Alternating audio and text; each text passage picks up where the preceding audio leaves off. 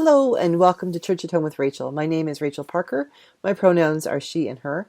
I am the Anglican priest in Dayspring Ministries in the Anglican Diocese of Edmonton within the Anglican Church of Canada in fair, beautiful Alberta. My church's Dayspring Ministry is comprised of St. Mary's in Edgerton, St. Saviour's in Vermilion, and St. Thomas in Wainwright. I'm glad to have you here with me today. Now, today is November 2nd, so it is the Feast of All Souls. But yesterday was November 1st, the Feast of All Saints. And I've been using this as my daily book, my daily prayer book, Common Prayer, a liturgy for ordinary radicals. And it's pretty good. It's pretty simple. It's pretty quick. It has a little blip about what the day is and prayer suggestions and readings and things like that. But it started off yesterday with this. All Saints. Since its earliest centuries, the Church has set aside a day to remember the great cloud of witnesses who have gone before us in the faith, stretching across the centuries and around the globe. However hard it might be to seem to follow the way of Jesus in our own time and place, this is a day to remember that we may be crazy, but we are not alone. It's a great way to start the day, isn't it? And I read the beginning of this because it's November. It has every month. It has something to read about that month with sort of the theme that they're talking about. And this one was a Marks of a New Monasticism, Nurturing a Common Life. And it talks about this idea of people intentionally coming together to create a new kind of community. One in which we're not building big houses with white picket fences so that we have our interior, like we have our place to go and hide unto ourselves, but rather smaller homes in a community setting where the home is really the place, the house is really the place where you go to lay your head at night. You have your shower, you get ready for your day. But the community, the other buildings in the community are built up more in a communal way, that we have a common place for people to eat and to prepare meals, a common place to play and to learn and to study. This idea that we intentionally come together to be the community that God has called us to be. In our world, we have become very, very secularized and very individualized. We come into our houses, we lock our doors, we close our curtains or pull down the blinds. We don't want anyone to see us. And my concern is, what is it we don't want them to see? We don't want them to see what we laugh at when we watch TV, or what books we read, or who we talk to on the phone. Or do we not want people to actually see us? And if we don't want people to see us, then how do we feel about God seeing us? Because God does see us. God is all-seeing, all-knowing, omniscient, omnipotent, always there. And it makes me wonder, why are we as a society becoming so individualized? What is it we're trying to hide? And if we acknowledge God and we acknowledge that we can't hide from God, then what are we trying to hide from ourselves? What is it that we are trying to tuck deep inside ourselves that we don't want anyone else to see? And maybe it's those very things that are causing the illnesses in our society. Maybe it's those very things we're trying to hide that we need to let the light shine on them. I remember when I was a little kid, I used to every year first, get the bike out of the garage in the spring, and every year I was a little wobbly, and I would come down off my bike. Every year I get taller, so my mom and dad would put the seat up higher and everything, and I'd go up my first spin, and invariably I would end up with road rash on my knees. And I mean, I'm not talking like a scrape. I'm talking like embedded pebbles. I was like, oh, it's so painful.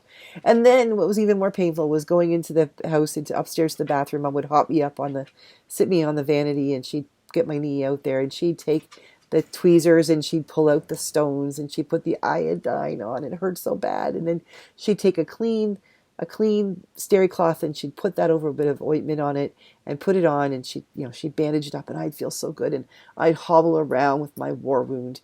And then eventually, after a day or two, the bandage would get really dirty, and she'd say, it's time to let the air at it. It's time to let the air at it. She let me have that moment, that little bit of time to let it heal, when it would be really, really hard for it to be touched by anything like my pant leg, or if somebody bumped up against it, it would be still raw. But after a little while, she reminded me, you need to let the air out, you need to let the sun at it. You need to expose it to the world for it to actually begin to heal. And I'm wondering if maybe that's what this idea of a new monasticism, a new community is about, is pulling us out of our individual homes and places where we hide everything, including hiding things from ourselves or our family members, and exposing those things. And yeah, we maybe need a little bit of time to let the wound heal, to whatever it is that we're hiding, to let it to be, to do that little bit of internal work, like keeping my knee bandaged for a day or two. But then we need to expose it. We need to let the sun shine on it. We need to let the air get at it. We need to let people see that we are healing, that we are trying to heal. And maybe they would have things to offer to heal. Um, when we, I remember back when I was graduating high school and getting ready for university, and I read this book. There was a really good, The Upper Room bookstore. I don't know if it's still around in London, Ontario, but it used to be on Warncliffe Road, and I used to go in there, and I love books, so I would go in there and I would look at all these books and, spend my allowance or well, by then I was working, so spend my money from the bank. I worked at the bank in Montreal at the time, as a teller on the weekends. But I found this one book about how to become, how to be a young Christian in the world today, getting ready for university, things like that. And this book scared the bejeebers out of me because it talked about this ideal where young people would come and basically live together in a commune situation. And one of the examples was that there was an old building, a warehouse, that some people had turned the upper floor into the loft, into bedrooms and a common kitchen. And these young people lived there intentionally. They went to university, they studied, but they lived as a group. They shared the meals, they took turns cooking and cleaning, they all had responsibilities, but they also did work out of the bottom part of this warehouse. They had dinners for homeless. They had opportunities for people to drop by. They had a place out of the cold shelter for the winter. They had laundry facilities. And this is what they did. And the idea, when I was that young, of having this society where choosing to not save up money to buy your own house or your own car, putting all the money you make from your part-time jobs into a community that other people, into a pot for the household that other people get to spend, and you don't have these savings for yourselves, that scared the crap out of me. I was young. I wanted to be a teacher. I wanted to have my own house out in the middle of nowhere. I had a plan for how I was going to do that. And this idea that this as a Christian would be a good idea. Well, looking back on that, 30 years later, yeah, it wasn't a bad idea. Not, I believe, what I was called to, but not a bad idea in and of itself. The idea that we would work together as a community, that we would share the resources that we have, we would open our homes in hospitality, that we would give to other people, not because we're forced to, but because we're called to. We feel we can do no less. What would be wrong with that? This idea of this new monasticism, that we are living with all the saints, the beauty of this passage, that however hard it might seem to follow the way of Jesus in our own time and place, this is a day to remember that we may be crazy, but we are not alone. For 2,000 years, the saints have gone before us. I would argue that for a lot longer than that.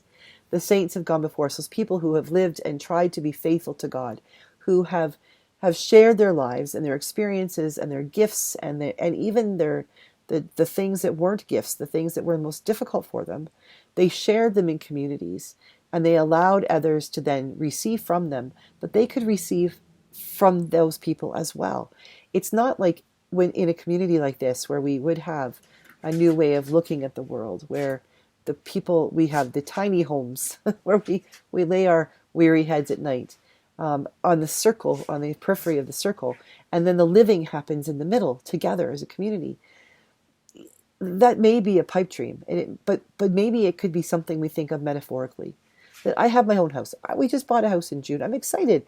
We have our own house. I don't want to give that house up. I don't want to sell it and go and live in a commune. But what can I do with my house? I can make the doors open. I can invite people over for meals. I can have people in my spare room if they need a place to be. I can offer hospitality. I can make this room, this office that I'm recording in, is a room of prayer. A lot of prayer happens over there in that rocking chair with my grandma's blue sweater is on. This can be a place where I can offer back to community this sense of who we are, remembering that we may be crazy, but we're not alone. I may be crazy, but I know that there are so many who have gone before me, so many who have lived an even more peaceful and beautiful life, giving so much more than I can give, that I have given. I can learn from them. It doesn't mean I have to sell everything and go and live, in a loft with a bunch of other people. But it does mean I have to be challenged to think about how I might serve community, how I can be one of the saints within the community, receiving from and giving to all the other saints. Just think, if we were to be able to come together as citizens in our countries and look out for one another, truly trusting that when I give my all, you also will give yours. Can you imagine how very different our society would be right now? It may seem like a pipe dream, but I really don't think it is. If we all got on board and worked toward it, I think we could do that. So I invite you today to think about, what does community look like for you, and how can you contribute to community, and equally important, how can you receive from your community? Have a wonderful All Souls Day. Enjoy this day and think about those people that you love and give them all hugs, and think about the people that you haven't yet met, but maybe you are called to love. God bless everybody. I will see you again tomorrow for Church at Home with Rachael.